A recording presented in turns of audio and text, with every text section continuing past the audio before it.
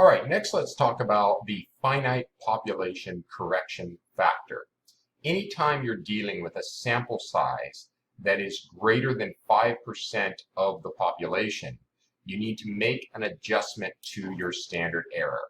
It's a simple adjustment. We take whatever standard error we've calculated and we multiply it by this finite population correction factor. Okay, let's practice this. It says for the following, find the mean of the sample mean and standard error. Use the finite population correction factor if appropriate. 1.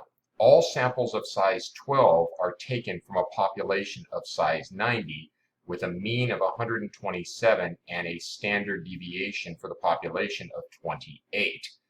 The mean of the sample mean is the population mean. So that would be 127. So we've got that. We simply put the mean of the sample mean is equal to 127. Next, let's calculate the standard error of our mean. Okay? So we're going to put the standard error, our mean, is equal to, we know in the numerator we need the population standard deviation, which we have at 28. And then in the denominator, we need the square root of our sample size, well, the square root of our sample size of 12. Okay. And if we do the math, we're going to get 8.08. Now, that would be the end of it if we were dealing with an infinite population. That is, if the population was so large relative to the sample that we could assume a normal distribution. But we can't do that here. And the reason is because you'll notice our sample size is 12 and the population is 90. Well, 12 of 90, if you do the math, is 13%. Just do that here. 12 divided by 90 equals 13%. That's over the 5% that would be allowed to assume an infinite population. So we can't, which means we need to take this number here and use the finite population correction factor. So let's take our 8.08 and let's multiply that by the square root of our population minus our sample size over our population minus 1. So we know that our population is 90. We're going to subtract from that our sample of 12, and then we're going to divide that by 90 minus 1. You can then take the square root of what you get here and multiply that whole number by 8.08. If you do it correctly, you should get 7.56. Okay?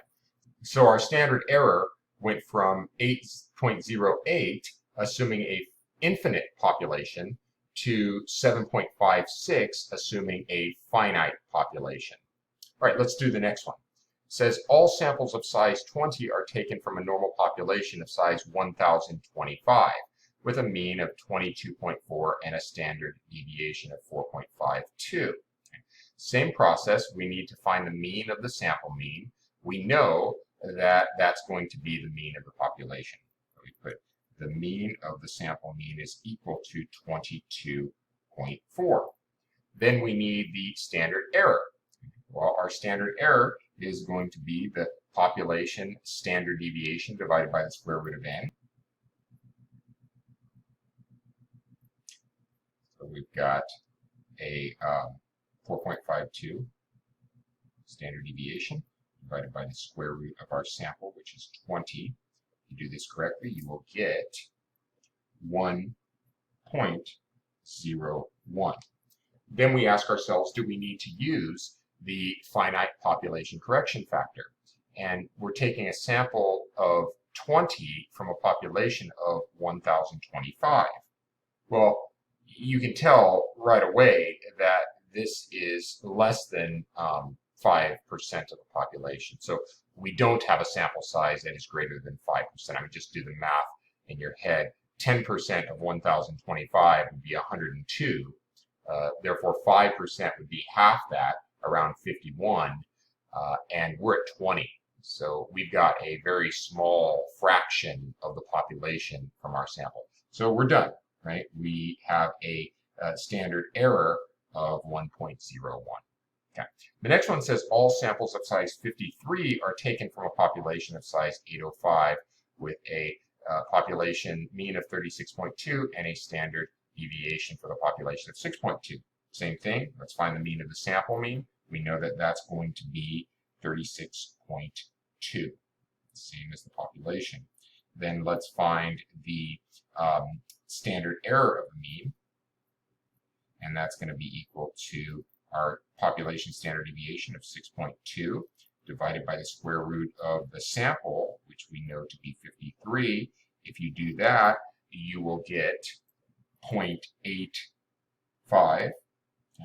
And do we need to apply the finite population correction factor? Well, our sample is 53 out of 805. Okay. If you take 53 divided by 805, that gives you a 6.5% sample as a ratio of your population. So you can say 53 divided by 805 is equal to about 6.5%, which is greater than 5%. So we do need to apply that finite population correction factor to our standard error. So we're going to take the 0.85, okay, which is this, and we're going to multiply that by the square root of our population minus our sample. We have 805 minus 53, and we're going to divide that by 805, our population minus 1. Okay? And if you do that correctly, you will get a total, this times this, of 0.822. So notice our standard error went from 0.85 to 0.822 by applying the finite population correction factor. Now let's look at the sampling distribution of proportions, that is what we call P bar. Previously, we looked at the sampling distribution of X bar, non-proportional data. We took a sample and figured out what that sample mean was, and that X bar became a point estimate of the population mean, right? We're inferring from the sample mean to the population mean. Here, we're going to be looking at the sample proportion, P bar, and we're going to be using that sample proportion as a point estimate of the population proportion. The sample proportion is calculated as our X value divided by the sample count. For example, let's say we're looking at smoking and we take a sample and we find out that out of 100 people in our sample, 20 of them smoke. So we would have a proportion of 0.2. That would become our point estimate for the population proportion. The expected value of our sample proportion is equal to the population proportion. And the standard error of our sample proportions is equal to the square root of the population proportion times 1 minus the population proportion over n. We'll practice this in a minute. If we have a sample size that is greater than 5% of our population, just like before, we need to adjust whatever standard error we get with the finite population correction factor. Okay? The sampling distribution of P bar can be approximated by the normal distribution when both of these criterion are met. The NP is greater than or equal to 5, and n times 1 minus p is greater than or equal to 5. Keep in mind, if we can meet both these requirements, then we can use the normal distribution, which allows us to very quickly and effectively calculate probabilities. Now let's go on to this application. It says, if the population proportion of working professionals that have a college degree is 60% and a random sample of 100 is selected, what is the expected mean of sample means and the standard error of the sample means? Let's do this by hand. So first off, we have 60% as our population proportion. Okay? P equals 0.60. Okay? If we want to know the expected mean of sample means, well, recall that the expected value of the sample means is equal to the population mean. So we would expect it to be equal to 0.60. Okay? In other words, the average of all the samples means would be 60%. And the standard error of the sample means, well, we know that that is going to be equal to the square root of population proportion times 1 minus the population proportion divided by our sample. If you do the math, you're going to get the square root of 0.6 times 1 minus 0.6 divided by, we have a sample of 100, and that will give you 0.049, which essentially means we have a expected mean of our sample distribution of 60%, and we have a standard deviation of those sample means of about 4.9%. All right, let's keep going. Can we assume the distribution of sample means is normal? Well, for that criteria, we need NP and N times 1 minus P to both be greater than or equal to 5. Well, NP, what is that? N we know is 100, and P is 0.6. So we have 60. Well, that's certainly greater than 5. So this is met. Then we have N times 1 minus P. Well, N is 100, and 1 minus P would be 1 minus 0.6, which would be equal to 100 times 0.4, which is 40. That is greater than 5, so check that. Because we meet both criterion, we can now say that the distribution of sample means will be normal. What is the probability of getting a sample with mean proportion between 55 and 65%? Use the formulas in corresponding z-tables. Okay. Again, with these, just like before, it's best to draw them out. We assume normalcy, okay, and we would put our mean here. Now, we have P bar, not X bar, okay, but P bar, we know, is estimated to be 0.6 with a mean. And we want to know the probability of getting a sample between 55 and 65. So we'll put 0.55 and we'll put 0.65. So essentially we want to know the probability of getting something in this range here.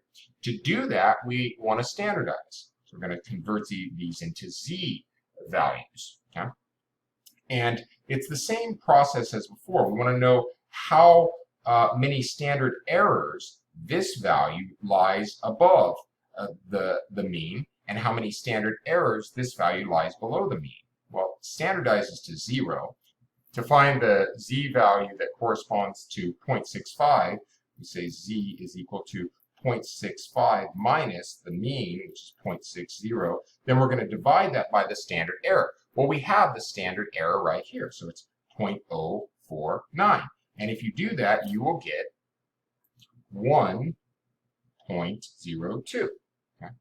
And if we find the z-score, let me put that in there, 1.02. And then if we want to find the z-score this way, well, it's equidistant, right? So it's going to be the same, but it's going to be negative 1.02. I mean, look, if you take 0.55 and you subtract 0.60 and divide that by 0.049, you're going to get the same thing, negative 1.02. Now let's go to our tables and look for 1.02. So we go to 1.0 over here to 02, we have 0.8461. So I'm going to write that here, 0.8461. Of course, that tells us from the left tail to this point here. So we need to back out 0.5, right? Because we want to get this area here, and that gives us 0.3461. Okay. And then if we use the same thing, moving from the right tail to negative 1.02, we would get this area here, back out 0.5, this area, and we end up with 0.3461. Add them together.